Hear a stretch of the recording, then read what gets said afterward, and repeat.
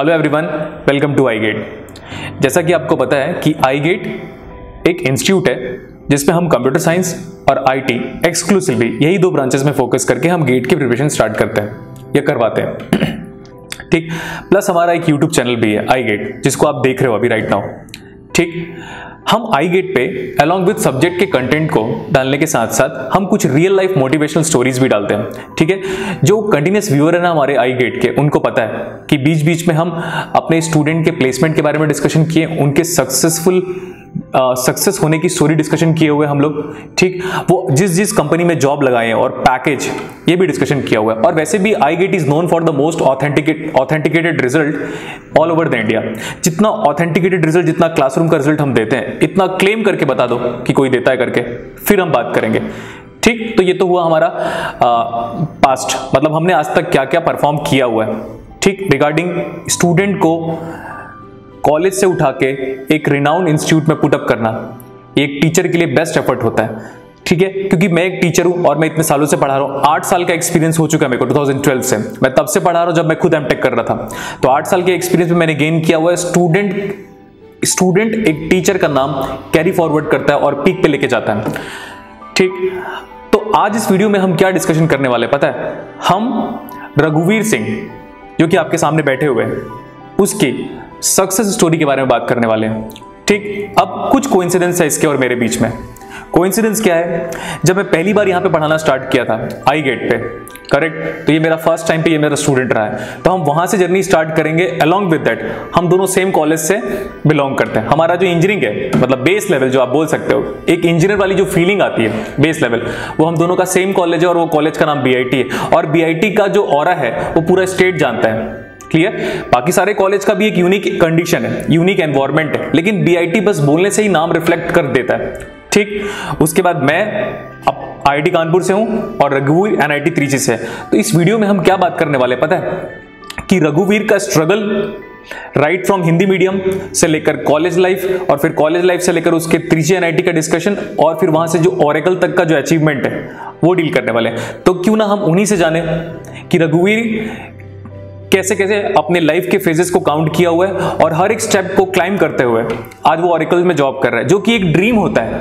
एक common man का क्या, एक हायर लेवल पे भी ड्रीम होता है, और वो ड्रीम इसने अचीव कर लिया। तो आज मुझे बड़ा प्राउड फील हो रहा है बीइंग अ टीचर अपने स्टूडेंट का इंटरव्यू लेने में, जबकि हम सेम कॉलेज से बिलोंग करते हैं। तो ये फीलिंग सिर्फ मैं ही जान सकता हूं, करेक्ट? तो वेलकम रघुवीर। हेलो एवरीवन, सबसे पहले thank you so much Gulshan sir, ये एक प्लेटफॉर्म प्रोवाइड करने के लिए मुझे वापस से iGate में आने का और इस जगह को एक्सप्लोर करने का चांस मिल रहा है। वापस कुछ मेमोरीज जुड़ी है इस क्लासरूम से हमारी। तो चलिए मैं अपना जर्नी स्टार्ट करता हूँ। सर ने मेरा इंट्रो दे ही दिया है। सबसे पहले मैं अपना स्कूलिंग से स्टार्ट करता हूँ। थोड़ा सा मेरी स्कूलिंग हिंदी मीडियम से हुई थी। तो वो एक टाइम रहता है किसी भी एक हिंदी मीडियम स्कूल स्टूडेंट के लिए कि जब भी वो कॉलेज जाता है या फिर कुछ भी होता है, तो उसके मन में एक फियर होता है कि कैसे हम इंग्लिश मीडियम के स्कूल स्टूडेंट से टैकल कर पाएंगे, वो चीज़ें होती हैं। तो वो एक टाइम था। उसके बाद हमने एग्ज़ाम लिखे, इंजीनियरिंग में एडमिशन हुआ, BIT ज्वाइन किया। BIT का जो 4 साल का एक्सपीरियंस था, मेरे हिसाब से बहुत एक अच्छा एक्सपीरियंस रहा है। बहुत कुछ वहाँ पे भी सीखे हम लोग। एक्सपोजर मिलता है, कॉलेज ने एक्सपोजर प्रोवाइड किया। और उसके बाद 2 साल जो थे स्टार्टिंग के, वो तो एज अ मैंने कंप्यूटर साइंस ज्वाइन किया था। कंप्यूटर साइंस ज्वाइन करने का भी मैं आपको रीज़न बताता हूँ। मेरा इंटरेस्ट एक कंप्यूटर साइंस के साथ मैकेनिकल ब्रांच में भी बहुत था। मतलब मशीन से सब चीज़ें मेरे को इंटरेस्ट करती थी। लेकिन मेरे को ऐसा था कि जब मैंने थोरोलो एनालिसिस किया कि मुझे किस ब्रांच में जाना चाहिए, तो फिर मुझे कंप्यूटर साइंस बहुत ज़्यादा बेटर लगा, क्योंकि इसमें हम लोग चीज़ें लॉजिक जो डेवलप करते हैं। मतलब मेरे को स्टार्टिंग से क्वेश्चन सॉल्व करना बहुत अच्छा लगता था। क्वेश्चन मतलब कोई भी लॉजिकल एनालिटिकल वाले क्वेश्चन सॉल्व करना बहुत अच्छा लगता था।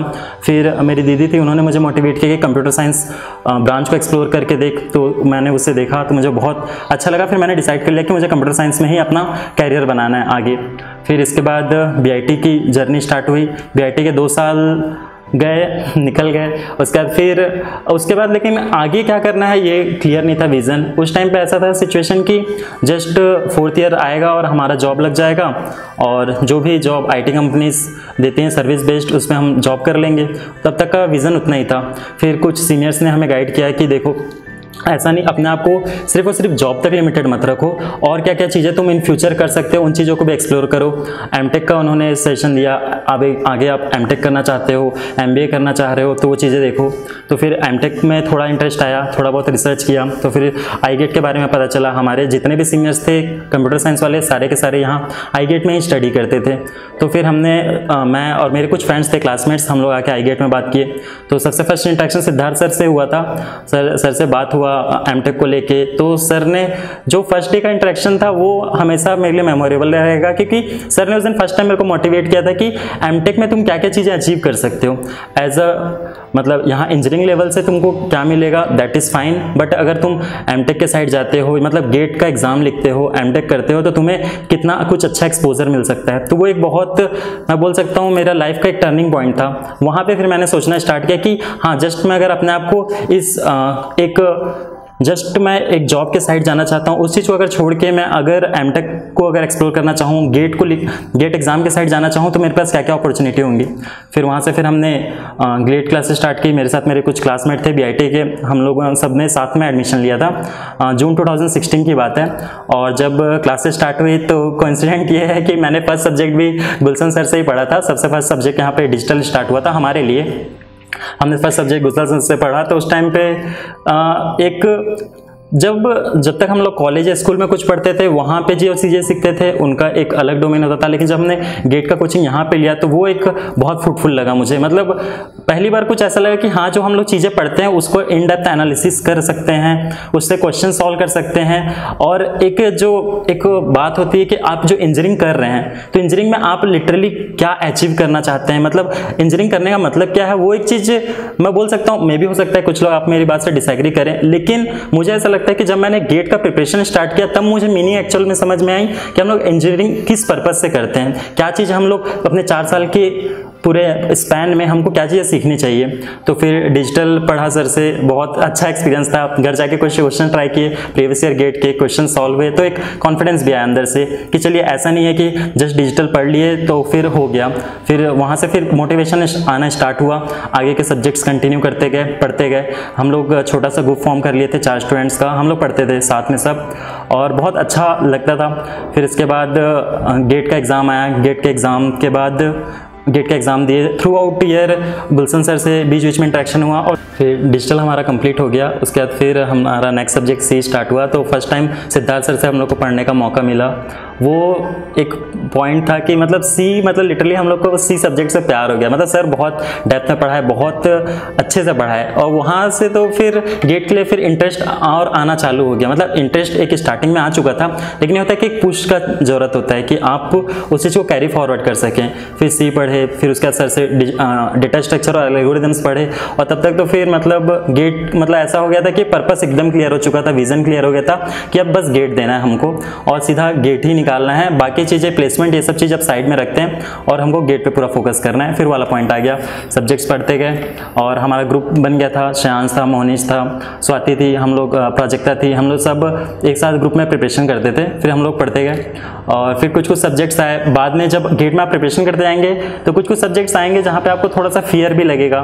जैसे कि स्टार्टिंग में अगर फ्रेंकली बोलूँ तो मेरे को डीबीएमएस थोड़ा टफ लगता था, कंप्यूटर नेटवर्क टफ लगता था, लेकिन मैं बोलता हूँ कि ये सब चीज़ें टेम्परेरी होती है। कोई सब्जेक्ट आपको टफ लग रहा है, आप उसमें टाइम दीजिए। मतलब मेरा पर्सनल सजेशन रहेगा आप लोगों से, जब आप सब्जेक्ट्स पर टाइम देते हैं तो आपको समझ में आएगा कि सब्जेक्ट कोई भी टफ नहीं होता है। एट द मोमेंट आपको टफ लग सकता है, लेकिन जब आप उसको अच्छे से एक्सप्लोर कर लेंगे तो फिर अल्टीमेटली वो आपका फियर खत्म हो जाएगा, आपको सब्जेक्ट में भी कॉन्फिडेंस आ जाएगा।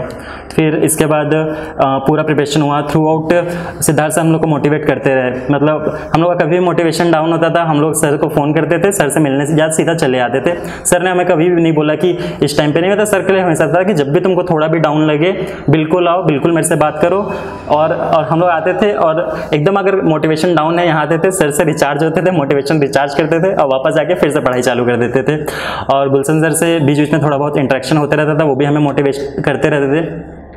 इसके बाद फिर हमारा एग्ज़ाम का टाइम आया। जो लास्ट का 1-2 मंथ का टाइम होता है एग्ज़ाम का, वो मेरे हिसाब से क्रूशियल पॉइंट होता है। उस टाइम पे आपको अपना मोटिवेशन आपने कितना भी साल भर मेंटेन किया हो, मेरे को लगता है लास्ट का टाइम ऐसा होता है कि थोड़ा सा आप अगर कॉन्फिडेंस में ऊपर नीचे होता है, वो चीज़ें एक पॉइंट रहता है। अगर आपकी प्रिपरेशन बहुत अच्छी है तो मे भी आपको वो ना फर्क पड़े, लेकिन मेरे को लगता है कि एक पॉइंट पे शायद मेरे को थोड़ा सा एक फियर आने लगता है कि आप उतना कर पा रहे हैं कि नहीं। लेकिन उस चीज़ों के लिए फिर मैं जब भी सिद्धार्थ सर से बात करता था तो मोटिवेट कर देते थे, तो फिर वाला फियर डाउन हो जाता था।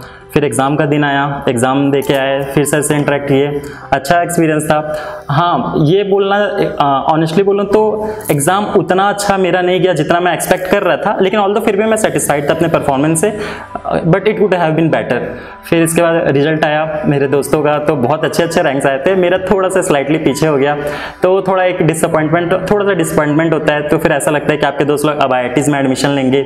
हमारे साथ में बैच में प्राजक्ता थी, 67 रैंक था, उसने IOCL ज्वाइन कर लिया, और बाकी स्वाति, मोहनीश, शुभम, इन लोग, हम सभी लोगों ने, उन्होंने IITs ज्वाइन कर लिया। मुझे थोड़े से मार्क्स कम हो जा रहे थे, तो मेरे को NIT में एडमिशन मिला, NIT त्रिची में मैंने एडमिशन लिया। तो वो एक पॉइंट था कि थोड़ा सा आपको लगता है, ऑब्वियस सी बात है, आप जिन फ्रेंड्स के साथ पढ़ के आ रहे हैं, तो एक ना चाहते हुए भी एक छोटा सा तो कंपैरिजन हो ही जाता है, वो चीज़ आप अवॉइड नहीं कर सकते। ये चीज़ आप भी फेस करेंगे, कभी ऐसा होता है, तो उस पॉइंट पे थोड़ा सा डिमोटिवेट होता है। फिर भी मैंने सोचा कि चलो ठीक है, जो भी हुआ, लाइफ को अब एक नए पॉजिटिव नोट से स्टार्ट करते हैं, एक नए तरीके से स्टार्ट करते हैं, अपने करियर को फिर से एक नया डायरेक्शन देते हैं। उसके बाद फिर काउंसलिंग हुई, पता चल गया मुझे NIT त्रिची में एडमिशन लेगा। जब हम लोग की गेट काउंसलिंग स्टार्ट हुई तो फिर मुझे IIIT बैंगलोर से, NIT त्रिची से, NIT वारंगल से, इन जगह पे मतलब एडमिशन के लिए अपॉर्चुनिटी मिली। तो मैंने कंपैरिजन किया, ऑब्वियसली जब ये इस पॉइंट पे भी लोगों को बहुत कन्फ्यूज़न होता है। बहुत आपके पास कई ऑप्शंस होते हैं, आपके रैंक के अकॉर्डिंग आपको कुछ ऑप्शंस मिलते हैं, और आप हमेशा कन्फ्यूज़ होते हैं कि किस NIT में, किस IIIT में। अगर आपकी रैंक ज़्यादा अच्छी है तो IITs में, इनफैक्ट जो पुराने NITs है न्यू IITs के साथ भी कॉम्पीट करते हैं, तो लोगों को ये भी कन्फ्यूज़न होता है बहुत कि न्यू IITs में जाना बेटर ऑप्शन होगा या पुराने NITs को टेक ओवर करना चाहिए। तो ये चीज़ें रहती हैं। तो इसके बाद फिर मैंने बहुत एनालिसिस किया। IIIT बैंगलोर मेरे को बहुत अच्छा लग रहा था, और लेकिन NIT त्रिची का फिर मैंने जब उसके बारे में स्टडी किया तो मुझे उसका प्लेसमेंट, स्टैटिस्टिक्स और उसका रैंकिंग, नेशनल रैंकिंग में भी उसने बहुत अच्छा परफॉर्म किया। तो ये सब देख के फिर मैंने घर वालों से डिस्कस किया, सिद्धार्थ सर से डिस्कस किया, और फिर एट लास्ट अपना फाइनल डिसाइड किया कि मेरे को त्रिची में एडमिशन ले लेना चाहिए। और हाँ, इसके बाद चलिए मैंने एडमिशन का तो डिसाइड कर लिया, लेकिन उसके बाद फिर एक आप एडमिशन ले लेते हैं, ठीक है, फिर एक बीच का एक टाइम रहता है, उस टाइम पे आपका कुछ नहीं रहता, और फिर एक टाइम आता है आपका जब कॉलेज ज्वाइनिंग का टाइम आता है ना।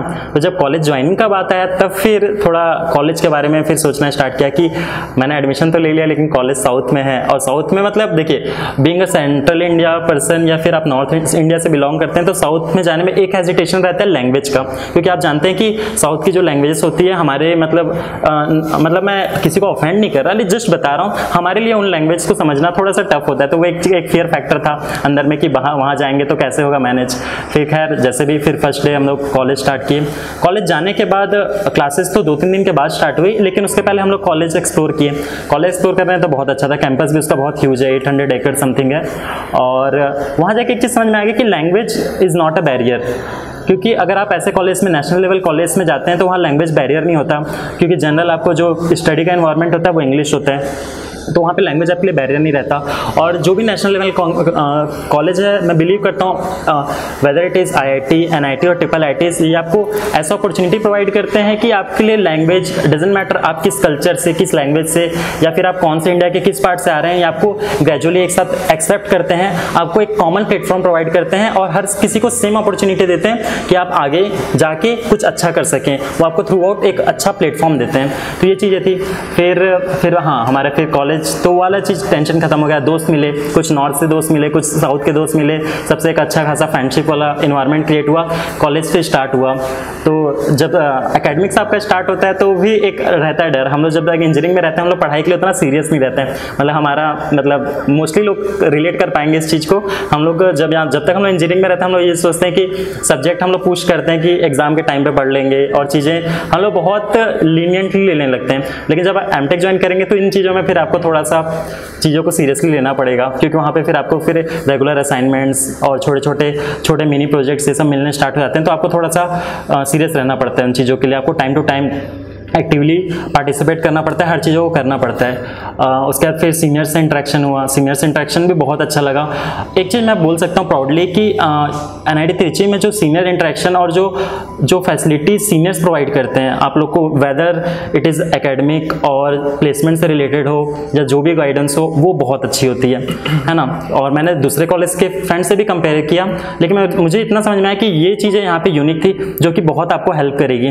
वो अगर आप में से कोई रहे जिनको NIT त्रिची में एडमिशन होता है इन फ्यूचर, अगर आप जाएंगे तो आप ये चीज़ें जरूर रिलेट कर पाएंगे कि मैं क्या बोल रहा था। तो फिर ये चीज़ें हुई, उसके बाद फिर एकेडमिक्स चलता रहता है, पढ़ते थे हम लोग वहाँ पे। कुछ चीज़ें ये होती हैं कि आपको एडिशनली मिलती है एज़ कम्पेयर टू आप अगर इंजीनियरिंग से कंपेयर करेंगे तो आपको वहाँ पे कुछ चीज़ों की फैसिलिटी ज़्यादा अच्छी मिलती है।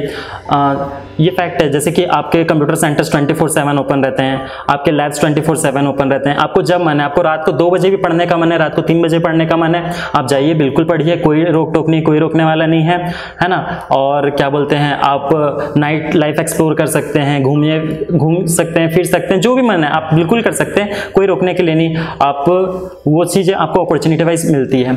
और कॉलेज का एक्सपीरियंस तो ओवरऑल बहुत अच्छा था। मैं गुलशन सर से पूछना चाहूँगा, सर आप तो IIT से पढ़े हैं, तो आपका एक्सपीरियंस कैसा रहा? मैं एक्सपेक्ट नहीं किया था कि क्वेश्चन रघुवीर मेरे को वापस कमेंट बैक करेगा करके, तो ये तो अच्छी बात है कि स्टूडेंट मेरे को खुद ही पूछ रहा है कि सर आपका एक्सपोजर कैसा था IIT में। तो देखिए थोड़ा एक बैक साइड पे जा रहा हूँ मैं, क्योंकि मतलब इनिशिएटिव कहाँ से आया IIT का। जितने लोग भिलाई से बिलोंग करते हैं ना, उनको पता है कि शशांक शेखर द्विवेदी करके एक बंदा था, वो ऑल इंडिया रैंक फर्स्ट लेके आया था IIT JEE एग्जाम्स में। उस टाइम पे स्क्रीनिंग हुआ करता था और मेंस हुआ करता था, तो पापा ने उसका नाम पढ़ा, न्यूज़पेपर पे इतना हाईलाइट हुआ था वो बंदा। भिलाई के जितने लोग हैं ना, वो सबको पता है कि शशांक शेखर द्विवेदी कौन है करके। फर्स्ट रैंक IIT में लेके आना, वो भी भिलाई तो जस्ट एक टाउन है, सिटी में भी काउंट नहीं हुआ करता था उस टाइम पे, जब हम क्लास 8 में हुआ करते थे तब। वो फर्स्ट थॉट था मेरे फादर के अंदर, वो इनकलकेट हुआ। उन्होंने मुझे और मेरे भाई को, मेरा जो भाई है Neeraj, everybody is familiar with the fact कि वो सिद्धार्थ सर का स्टूडेंट है, क्लियर। तो मेरे और मेरे भाई को फादर ने इंसिस्ट करना शुरू कर दिया उसी टाइम पे जब हम क्लास 8 में थे कि अब तुमको IIT जाना है। नाम बस IIT, एक क्लास 8 के बच्चे को, यार उस टाइम की बात बोल रहा हूँ मैं, 2003 की बात होगी, क्लास 8 के बच्चे को अगर आप बोलोगे IIT जाना क्या समझेगा वो? तब से वो जो बीज है ना, वो हमारे दिमाग में हमारे फादर ने डाल दिया था। उसके बाद हमने अपना KPS वाला पार्ट, मतलब 11th-12th मैंने KPS से कंप्लीट किया। सिमिलरली नीरज भी अपना 9th, 10th, 11th, 12th KPS से कंप्लीट किया। KPS school is good renowned, but school का डिफरेंसेस कहाँ पे आता है पता है? कि स्कूल आपको एक प्लेटफॉर्म प्रोवाइड करता है, पढ़ना तो आप ही को है, टीचर सेम रहेंगे, बुक्स भी सेम रहेंगे। तो डिफरेंस कहाँ पे आता है पता है? एक प्लेटफॉर्म का, बस एक ऑरा का और एक एनवायरनमेंट का। KPS कंप्लीट होने के बाद सेम, हमारा कॉलेज सेम है, हमने आपको बताया था BIT कॉलेज। KPS कंप्लीट होने के बाद मैंने BIT में एडमिशन लिया। BIT के सेकेंड ईयर पे मेरे को लग गया था कि अब हमें इंजीनियरिंग कंप्लीट करने के बाद MTech ही करना है। रीजन ये था क्योंकि मैंने अपने सीनियर लोग को गेट एग्जाम क्रैक करके IIT जाते हुए देख लिया था, तो मैंने 4th सेमेस्टर से प्रिपरेशन स्टार्ट कर दिया था। और मैंने उसके बाद इंजीनियरिंग की जो इंपॉर्टेंस है, मतलब सब्जेक्ट की जो इंपॉर्टेंस है, उसको कम कर दिया था। और फिर मैंने ये थॉट बना लिया था कि अभी सिर्फ मुझे वही सब्जेक्ट पढ़ने हैं जो गेट पे ओरिएंटेड है। क्योंकि आप जानते हो इंजीनियरिंग कॉलेजेस में जब हम होते हैं ना, तब हमें पता होता है कि हम हफ्ते भर भी पढ़ेंगे ना तो सब्जेक्ट निकल जाएगा। अगर जस्ट निकालने की बात करो, मैं नॉलेज गेन करने की बात नहीं कर रहा हूं, बट नॉलेज गेन करने के लिए आपको किसी सब्जेक्ट को 3 महीने 4 महीने देना पड़ेगा। सेम फंडामेंटल पार्ट मैंने अडॉप्ट किया। मैं फाइनल में गेट एग्जाम क्रैक किया and I got IIT Kanpur. मैं IIT कानपुर में सिलेक्शन हुआ था। मैं रेयरली किसी वीडियो में बताया हूं, ये तो मैं क्लास में बताया हूं कि IIT कानपुर के साथ मेरा IIT रुड़की और IIT खड़गपुर में भी सिलेक्शन हुआ था, ठीक है। बट IIT खड़गपुर में जो ब्रांच था ना, वो ब्रांच नहीं था जो मेरा जो इंटरेस्ट था। क्योंकि आपको पता है इलेक्ट्रॉनिक्स में सिग्नल प्रोसेसिंग एंड कम्युनिकेशन करके सब्जेक्ट होता है, ठीक है, ये तो VLSI करके। तो इलेक्ट्रॉनिक्स वाला ये 2 ब्रांचेस को ज्यादा इंपॉर्टेंस देता है as compare to other branch, अगर MTech करना है तो फिर मेरे को लगा IIT कानपुर में हम सिग्नल प्रोसेसिंग एंड कम्युनिकेशन करते हैं। और आपको पता है ना, आप इनिशियल लेवल पे जब आप इतने मैच्योर्ड नहीं होते तो आप करते क्या हो पता है? ये तो अपनी टीचर की बात मानते हो या तो अपने पेरेंट्स की बात मानते हो। पापा ने बोला तू कहीं पे भी कुछ भी कर, IIT कानपुर में तेरा सिलेक्शन हो गया, अब तू यहीं जाएगा। तो मेरे पास ऑप्शन नहीं था ना। एक तो वो अच्छा कॉलेज है, आप किस रेस्पेक्ट में उनसे आर्ग्यूमेंट करोगे, नहीं पापा मैं किसी और कॉलेज को प्रेफर कर रहा हूं करके, ठीक है। और एक और चीज है यार, मैं तो बहुत ही एवरेज स्टूडेंट था ना, तो मैं IIT के बस टैग से ही खुश हो गया था, ठीक। अब इसके बाद ही तो ट्विस्ट शुरू होगा। IIT कानपुर चला गया ना, मेरे भाई पे प्रेशर आ गया, ठीक है। और वो प्रेशर पता इतना इंटेंस क्रिएट हुआ ना कि जैसे जो मेरा भाई है नीरज, वो प्रेशर को इतना टफ वे में हैंडल नहीं कर पा रहा था। He was calling me, I think her alternate day call करता था, बोलता था भाई जब से तू आईटी गया ना प्रेशर जनरेट कर दिया घर वालों ने, ठीक है। और पता है फिर मम्मी ने कुछ दिन बाद बताया कि वो एज इट इज कॉपी करने लग गया है। फिर आप बोलोगे सर कॉपी क्या कर रहा था, वो तो अलग ब्रांच का है, आप अलग ब्रांच के हो। पता है जो सिटिंग स्टाइल है ना, स्टूल रखता था, फिर टेबल रहता था, स्टूल पे हम एक चादर मतलब 2 या 3 लेयर्स की चादर बिछाते थे। रीजन भी था बेटा, हर चीज का रीजन होता है, ठीक, सो दैट अगर 6 आवर्स कंसिस्टेंट बैठ रहे हो ना तो कमर में पेन ना हो। तो जो नीरज है ना वो हर चीज कॉपी करना स्टार्ट किया, और बिलीव नहीं करोगे आप, जो 2012 का रिजल्ट था ना, जब उसका रैंक आया ना और आईआईटी कानपुर ने उसको कॉल किया, हम एक्सपेक्ट नहीं किए थे कि विद इन 1 हफ्ते की जो ड्यूरेशन है वो और मैं सेम आईआईटी में हो जाएंगे करके, ठीक है। जब हम दोनों सेम आईआईटी में पहुंचे ना तो फीलिंग देखो हमारी सोसाइटी की, सब क्या बोलते थे पता है, जैसे मेरा जो सरनेम है वो सिन्हा है तो पापा को सिन्हा सर बोलते हैं, तो इन दैट केस मैं लिंक कर रहा हूँ चीजों को। तो पापा को क्या बोलते थे पता है, देखिए यार वो सिन्हा सर के ना दोनों बेटे आईआईटी में, पता नहीं उनके माँ बाप ने क्या खा के उनको पैदा किया है। ऐसे यूनिक चीजें फील करने को मिलती थी पेरेंट्स लोग को, क्लियर।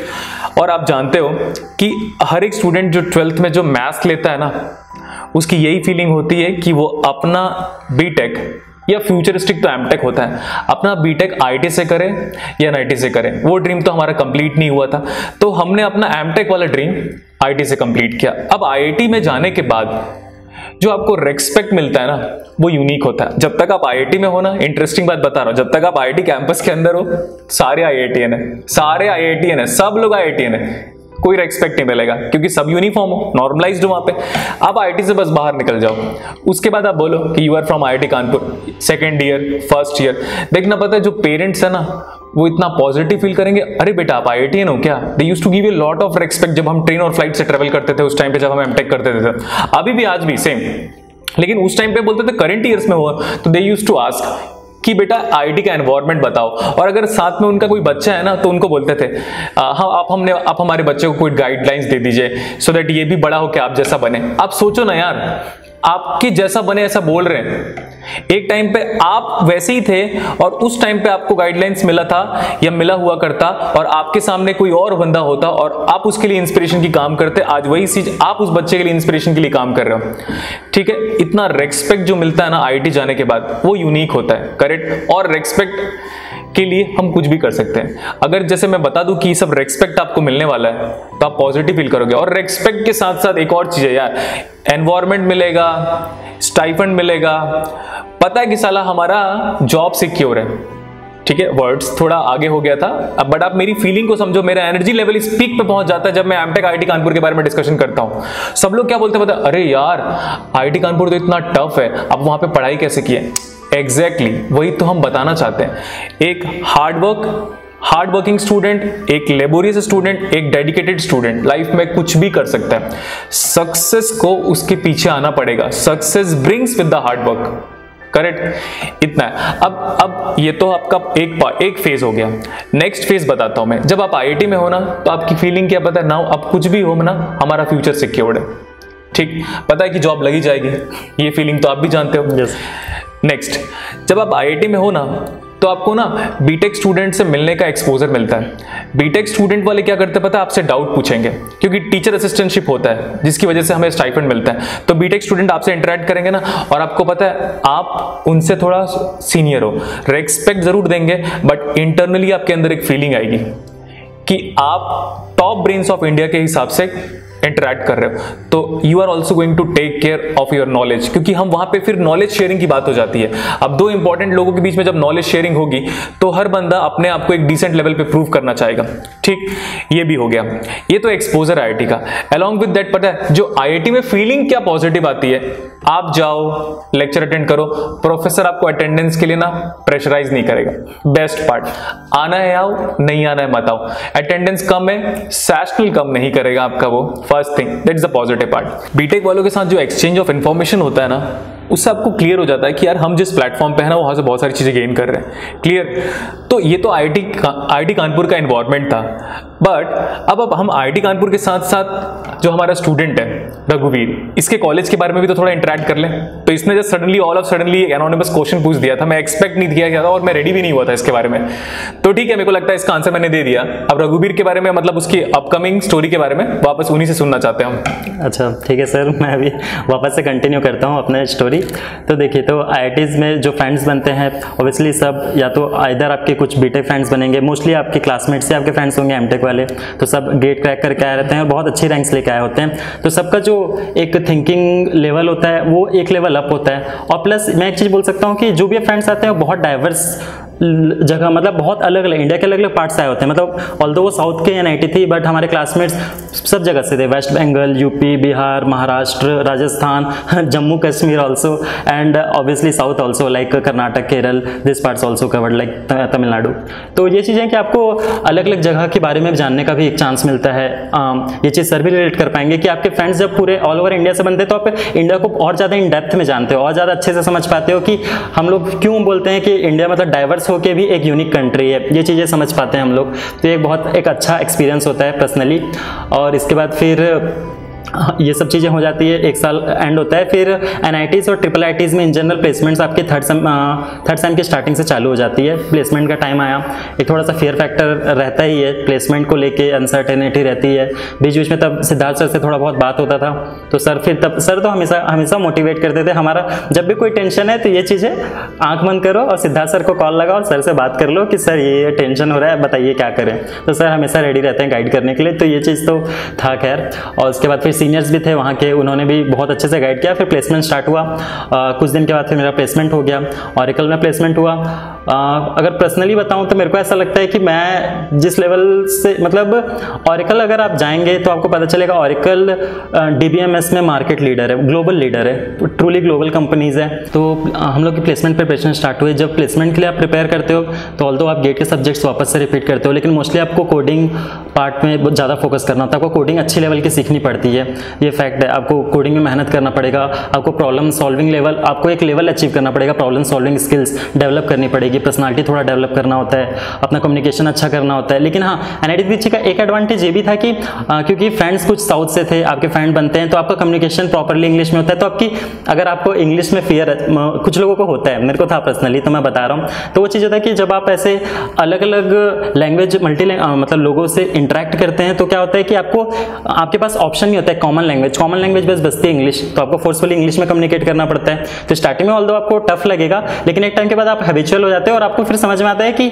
जो एक फियर लेके आप आए थे वो फियर कब का खत्म हो चुका है और आप बहुत अच्छे से इंटरेक्ट कर सकते हो, बहुत अच्छे से चीज़ों को शेयर कर सकते हो, और ये चीज़ आपको आगे चल के प्लेसमेंट्स में भी बहुत हेल्प करती है। फिर हम लोग का फिर प्लेसमेंट स्टार्ट हुआ, कुछ दिन बाद मेरा ऑरेकल में प्लेसमेंट हो गया। बहुत मतलब वो तो एक एकदम एक्सट्रीम मोमेंट था, बहुत अच्छा लगा वाला चीज़ जान के। सबसे पहले घर में कॉल किया, मम्मी को बताया, मम्मी तो इमोशनल होकर रोना चालू कर दी। तो बहुत इमोशनल रहता है वो एक फीलिंग, आप जब अगर आप वो चीज़ फेस करेंगे तो आप जान सकते हो उस वर्ड को, मतलब वर्ड में एक्सप्लेन नहीं कर सकता, वो एक ऐसा इमोशन होता है। सर को, सिद्धार्थ सर को बताया, सिद्धार्थ सर भी बहुत खुश हुए। और फिर इसके बाद फिर ऑरेकल, फिर मैं ऑरेकल के बारे में अगर कंप्यूटर साइंस में जानते होंगे, ऑरेकल अपना का डेटाबेस में वर्ल्ड लीडर है ना, नंबर 1 कंपनी है। सॉफ्टवेयर में भी ये 2nd 3rd रैंक पे आता है in general after Microsoft software development में। और आपका क्या बोलते हैं, अभी क्लाउड कंप्यूटिंग क्लाउड में भी इन्होंने अपना सिग्निफिकेंट काम कर रहे हैं ये, है ना। तो ये चीज़ जान के बहुत अच्छा लगा। फिर हमारा ट्रेनिंग आपका जब आपका एक बार प्लेसमेंट हो जाता है ना, तो फिर आप फिर फियरलेस हो जाते हो, एक्चुअली फियरलेस। आपको फिर जो आगे का टाइम बचता है, ऑल्दो आपके पास प्रोजेक्ट्स होते हैं, सीखने के लिए चीज़ें होता है, लेकिन आपके पास फियर नहीं रहता, पूरा फियर हट जाता है। आपको पता रहता है कि ठीक है, जो मतलब आप एक एम लेके आपने एमटेक ज्वाइन किया था वो कंप्लीट हो गया, वो फुलफिल हो गया। लेकिन उसके बाद भी फिर जब आपको टाइम मिलता है, आप प्रोजेक्ट्स करते हो, प्रोजेक्ट्स में भी आपको बहुत कुछ सीखने को मिलता है। मैं कंपेयर कर सकता हूँ कि मैंने जो अपने इंजीनियरिंग में प्रोजेक्ट बनाया था और मैंने जो अपने एमटेक में प्रोजेक्ट बनाया, मैं अगर दोनों को कंपेयर करके देखूँ तो दोनों दोनों का कोई कंपैरिजन नहीं है। इंजीनियरिंग का प्रोजेक्ट मैंने जस्ट निपटा दिया था, मैं ऐसा बोल सकता हूँ। और लेकिन एमटेक में आपको सीरियसली काम करना पड़ता है, आपको चीज़ों को सीखना पड़ता है, बहुत सारी चीज़ें आप एक्सप्लोर करते हो। अगेन मशीन लर्निंग के टूल्स, नेचुरल लैंग्वेज प्रोसेसिंग और डेटा साइंस के प्रोजेक्ट्स, मतलब आपके पास बहुत वैराइटीज़ होती है। मैंने अपना हाई लेवल कंप्यूटिंग पे किया था प्रोजेक्ट, तो फिर वो आपका प्रोजेक्ट वाला फेज आता है। वो चीज़ें आप काम भी करते हो, आप चीज़ें सीखते भी हो, लेकिन ये रहता है कि आप फियरलेस होके सीखते हो, आपके पास कोई डर नहीं रहता है ना। तो फिर वो आता है। इसके बाद फिर एक 2 साल का जर्नी आपका एंड पे आता है। वो टाइम आप ट्रूली एंजॉय करते हो, क्योंकि इसके बाद आपके फ्रेंड्स के साथ ट्रिप्स प्लान होंगे और जो छोटी मोटी चीज़ें होती है तो बहुत अच्छा रहता है। हाँ, हमारे कुछ ट्रिप्स गए, कुछ ट्रिप्स थे जो प्लान थे लेकिन वो पेंडिंग हो गए आपके करंट सिचुएशन को देखते हुए। हमने कई ट्रिप्स प्लान किए थे, कुछ ट्रिप्स हमको कैंसिल करने पड़े क्योंकि आप जान रहे हैं लॉकडाउन ये सब सिचुएशन है। ऑल्दो खैर इन चीज़ों पर तो हमारा कंट्रोल नहीं है। It could have been better अगर हमको और टाइम मिला होता, 2-3 मंथ साथ में स्पेंड किए होते। फिर इसके बाद फिर ऑरेकल की ज्वाइनिंग आई। ज्वाइनिंग हम लोग का जस्ट रिसेंटली अभी ट्रेनिंग स्टार्ट हुआ इसका। तो जब ट्रेनिंग स्टार्ट हुआ तो फिर वापस से आपके जो आपके कलीग्स होते हैं, एक्चुअल में जो आपके इन फ्यूचर कलीग्स होते हैं, उनसे आपको इंटरेक्ट करने का चांस मिलता है। तो फिर जब आप उनसे इंटरेक्ट करते हो फिर उनका आपको इंट्रोडक्शन मिलता है, तो पता चलता है कि आप एज एन IIT आपने ज्वाइन किया, ठीक है। वहाँ पे आपका IIT कानपुर से, IIT दिल्ली से आपके फ्रेंड्स हैं, बीटेक भी हैं, एमटेक वाले भी हैं, IIT बॉम्बे से फ्रेंड्स हैं।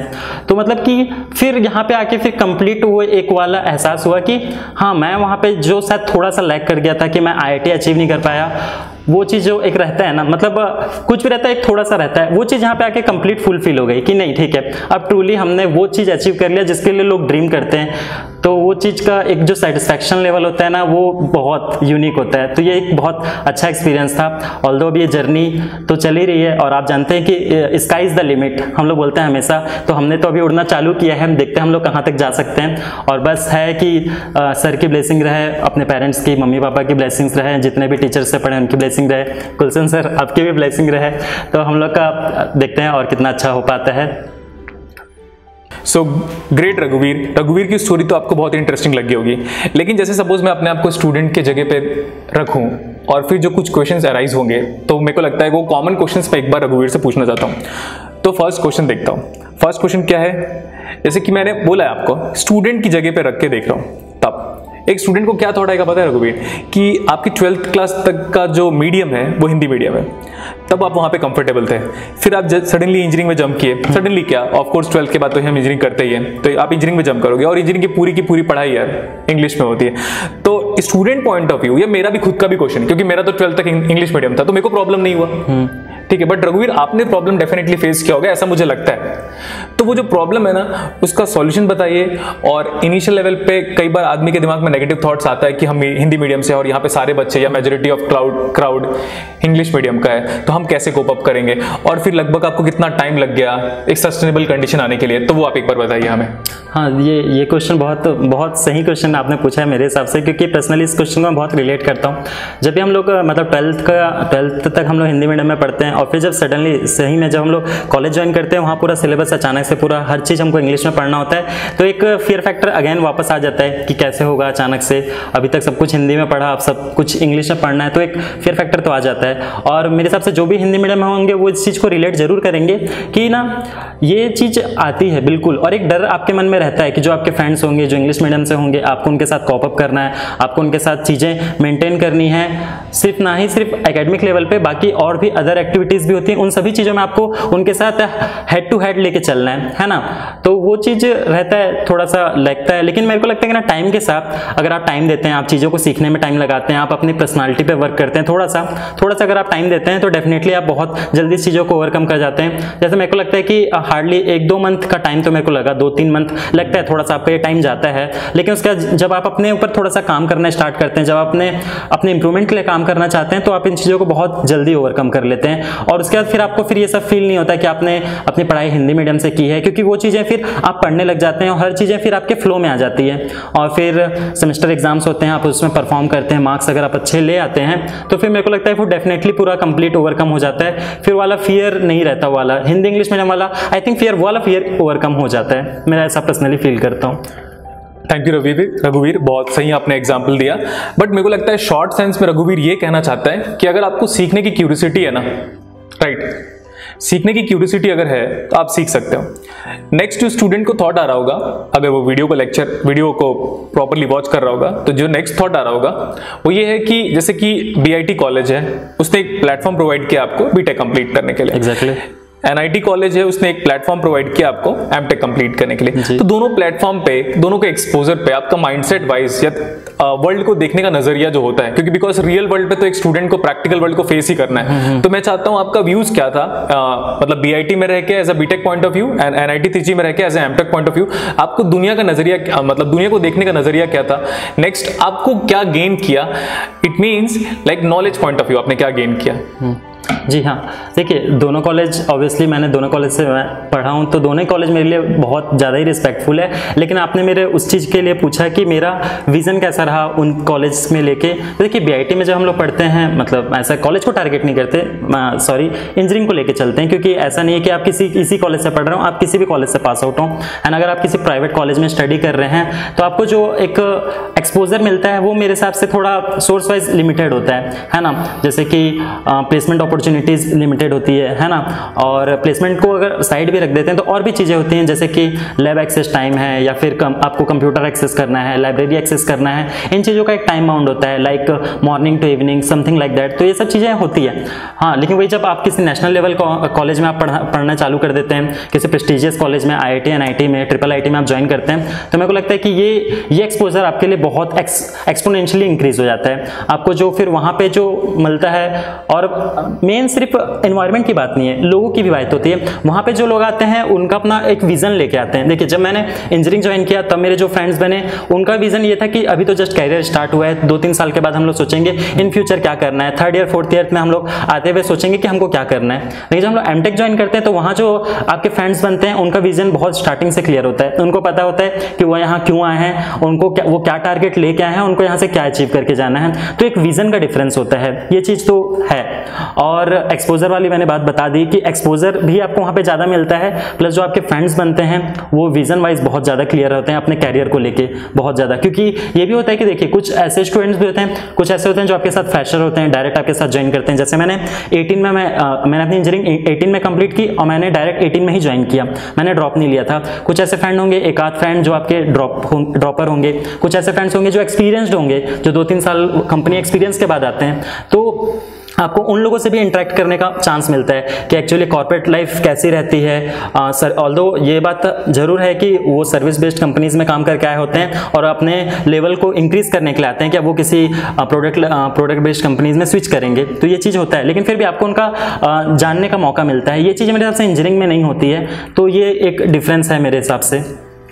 बेसिकली रघुवीर का ओवरऑल कंक्लूजन अगर हम समराइज कर ले, क्योंकि आपको पता है टीचर की एक स्किल होती है कि सारी चीज़ों को एक साथ वो कंक्लूड कर देता है। तो अगर उस पॉइंट ऑफ व्यू को अगर मैं फोकस करूँ और कंक्लूजन ड्रॉ करूँ, तो एक मैच्योर्ड बंदे को अगर उसके थॉट को फ्रीडम प्रोवाइड कर दिया जाए तो एक पीक लेवल तक सोच सकता है। और ये मैं ही नहीं बोलता, ये बिल गेट्स का भी थॉट है, ठीक है। Everybody is familiar with who is Bill Gates. तो अगर आप एक मैच्योर्ड ब्रेन है जिसको पता है कि क्या चीज सही है और क्या चीज गलत है, अगर हम उसको पंख लगा दें या उसको हम फ्रीडम प्रोवाइड कर दें तो बहुत कुछ अच्छा कर सकता है। फाइन। अब हमारा जो थर्ड क्वेश्चन है रघुवीर के लिए वो ये है कि एमटेक के फर्स्ट ईयर से आपका प्लेसमेंट पे फोकस था कि आप ये चाहते थे कि हम लगभग प्लेसमेंट सेशन स्टार्ट होने के पहले मैं नॉलेज जितना ज्यादा गेन कर लूं यहाँ पे रह के, क्योंकि एनवायरनमेंट तो नो डाउट परफेक्ट होता ही है। तो आपका नॉलेज गेनिंग वाले पार्ट में ज्यादा फोकस था कि प्लेसमेंट पे ज्यादा फोकस था आपका?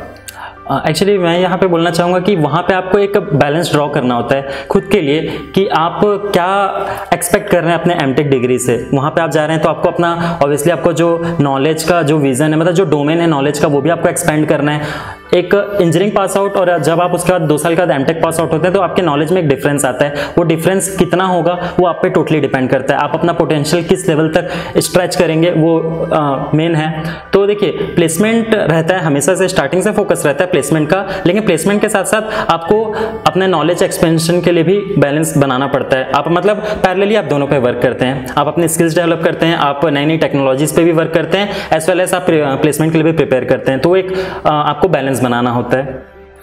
ओके, तो फाइनली अब हम इस वीडियो को कंक्लूड करते हैं। इतनी सारी बातें आप जान चुके हो कंक्लूजन रघुवीर के साथ मेरा जो इंटरेक्शन था उसका ओवरऑल अगर हम कंक्लूजन ड्रॉ करें तो फर्स्ट थिंग, जैसे मैं इंग्लिश मीडियम में हूं, ये हिंदी मीडियम के, हम रिलेटिव कंपैरिजन की बात नहीं कर रहे बेटा, हम बस ये बात कर रहे हैं कि आपकी परिस्थिति, दैट मींस कंडीशन कुछ भी हो, आप जिस लेवल पे जाना चाहो ना जा सकते हो अगर आप ऑनेस्ट हो तो, इसलिए वो कंपैरिजन कर रहा हूं। इसको आप हिंदी मीडियम और इंग्लिश मीडियम को लेकर अदरवाइज मत लीजिएगा।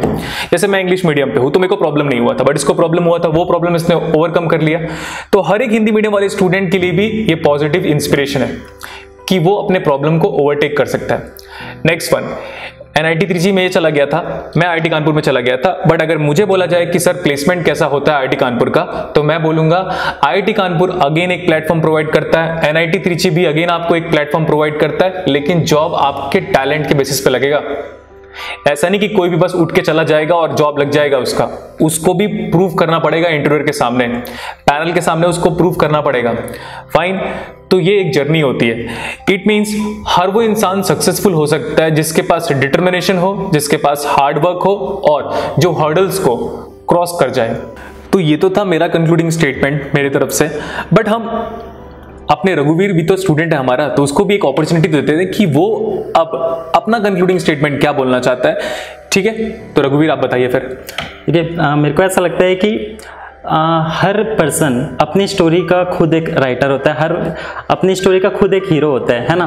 तो जो भी ये टोटली आप पे डिपेंड करता है कि आप खुद को स्टार्ट कहाँ पे रखते हैं। देखिए, अपॉर्चुनिटी किसी को कम मिलती, किसी को ज़्यादा मिलती, वो चीज़ें ठीक है, वो सब हैं, लेकिन आप उस अपने रिसोर्सेज को यूज़ करके आप कहाँ तक जा सकते हैं, ये टोटली आप पे डिपेंड करता है। अगर एक पर्सन, एक मिडिल क्लास बॉय, एक हिंदी मीडियम से उठ के एक ग्लोबल कंपनी में जॉब लगा सकता है, तो फिर मेरे हिसाब से ये चीज़ें कोई भी कर सकता है। जस्ट उसको मोटिवेट रहना है और अपने खुद पे बिलीव करना है और अपना मोटिवेशन हमेशा बनाए रखना है। तो ये एक बहुत इंपॉर्टेंट चीज़ है। हमारे बैच में जो BIT में थे, हमारे साथ फ्रेंड्स थे, जस्ट मैं BIT बस को नहीं बोलता, और भी जो कॉलेज में थे जिन्होंने सीरियसली मेहनत किया गेट के लिए, सब आज अच्छी जगह पे हैं। सभी ने अपने IITs NITs ज्वाइन किए और अभी सभी अच्छी कंपनीज में प्लेस्ड है। मैं सिर्फ अपने लिए नहीं बोलता, जिन्होंने भी सीरियस होकर गेट के लिए आखिरी तक प्रिपेयर किया मेरे बैच में, सभी अच्छी कंपनीज में प्लेस है। तो मैं वही बोलना चाहूँगा कि आप खुद अपने स्टोरी के हीरो हैं। अब आपको, और आप डायरेक्टर भी हैं, तो आप खुद डिसाइड करेंगे आपकी स्टोरी में आपका हीरो कहां से क्या करेगा और आप अपनी मूवी को कहां तक लेके जाएंगे। ये टोटली आप पे डिपेंड करता है।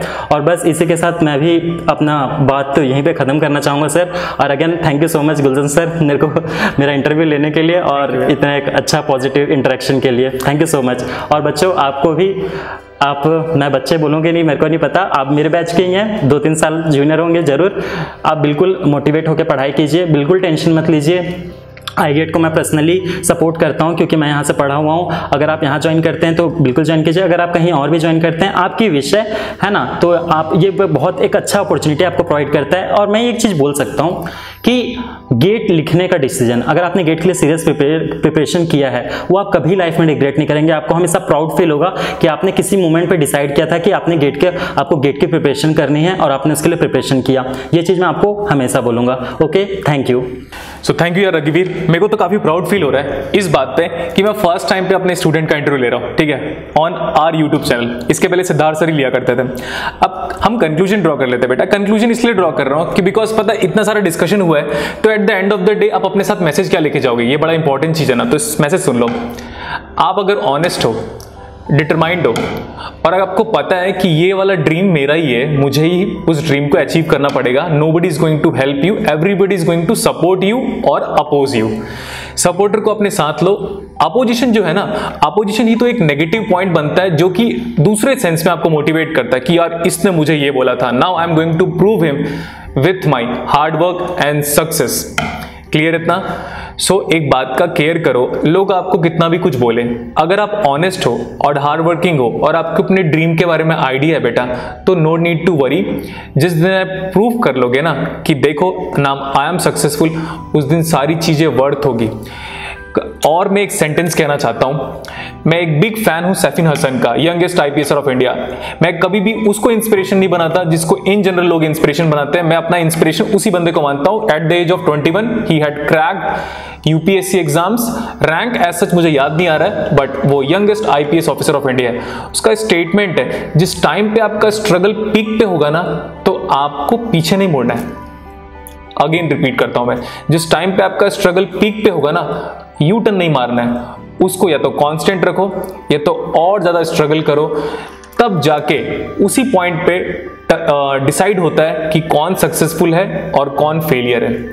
ठीक है, तो आप कभी भी डिसहार्टेड मत फील करो। डिसहार्टेड फील करने का मतलब जानते हो आप क्या कर रहे हो? आप अपना टाइम स्पेयर कर रहे हो और आपको पता है कि हमारा जो टाइम है, एक एक सेकंड का टाइम, वो लाइफ की प्रीशियस टाइम है। ऊपर वाले ने बड़े केयर करके आपको बनाया है, जाया क्यों होने दे रहे हो? हर एक टाइम को बेस्ट वे में यूटिलाइज करो। ठीक है, लाइफ को एंजॉय भी करो और हार्डवर्क भी करो। और अगर आप चाहते हो आपकी लाइफ बेस्ट हो जाए तो यंग एज में ही इतना हार्डवर्क कर लो कि आने वाला जो एज है, मतलब ओल्ड एज, वो परफेक्ट हो जाए। With that I am going to say you goodbye, take care.